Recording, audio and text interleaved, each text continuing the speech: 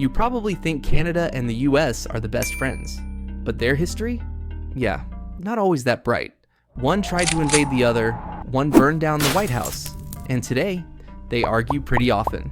First of all, these two countries are neighbors, like really close neighbors. They share the longest undefended border in the world, over 8,800 kilometers of forests, lakes, and little border towns. But just because they're close doesn't mean it's always been friendly. This relationship had and has some moments that caused some mess. The first known conflict was dated over 200 years ago in 1812, when US actually attacked Canada. Wait, what? Why the hell would they even do that? In 1812, the British Empire was knee-deep in fighting Napoleon over in Europe, so the US looked north and thought, hey, Britain's distracted. Now's our chance. Canada, or more accurately, British North America, was under British control, and the US figured they could just walk in and liberate it. So, after the US tried and failed to take Canada, things escalated fast. British forces, with help from allies, didn't just defend Canada, but they went on the offensive. In 1814, they marched right into Washington, D.C. and literally burned down the White House. The war ended soon after with the Treaty of Ghent. No land changed hands, but both sides basically agreed to stop fighting and move on. After around 40-year-long peace and normal life, Americans and Canadians went to another war. Over a pig. Yes, a whole border conflict over a pig. An American farmer on a little island between Canada and the US found a British pig eating his potatoes. He shot it.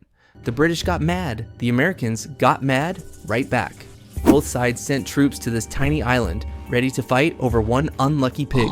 It was called the Pig War, and while it sounds silly now, it almost turned into a real war. After these little conflicts, things were pretty peaceful.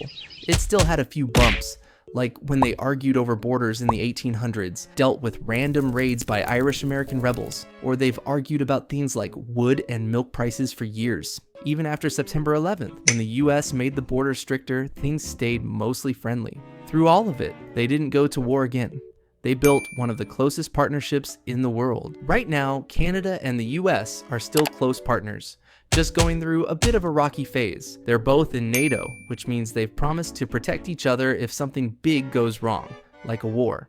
They also work together on defense, trade, and keeping the border safe. But lately, the friendship has been a little tense. The US recently added new tariffs, which are like extra taxes, on Canadian products like steel, aluminum, and cars. They said it was to protect American workers. Canada didn't like that at all, so they hit back with their own tariffs on American goods, things like food, drinks, and building materials. Then there was the tech tax issue. Canada wanted to make big American companies like Google and Facebook pay more taxes for the money they make in Canada. The US didn't like that and said, if you do this, we'll stop trade talks. Canada backed down for now, but it definitely added more tension.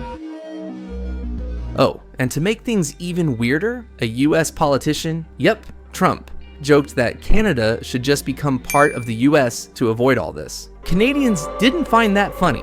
And because of all this drama, a lot of Canadians started boycotting American stuff, saying things like, buy Canadian and avoiding US products. And what would happen if they actually parted ways? Everything goes up. Cars? Prices would skyrocket. Factories rely on parts crossing the border multiple times. Without that, production slows, costs go way up. And same goes for food, electricity, medical equipment, and tons of other things.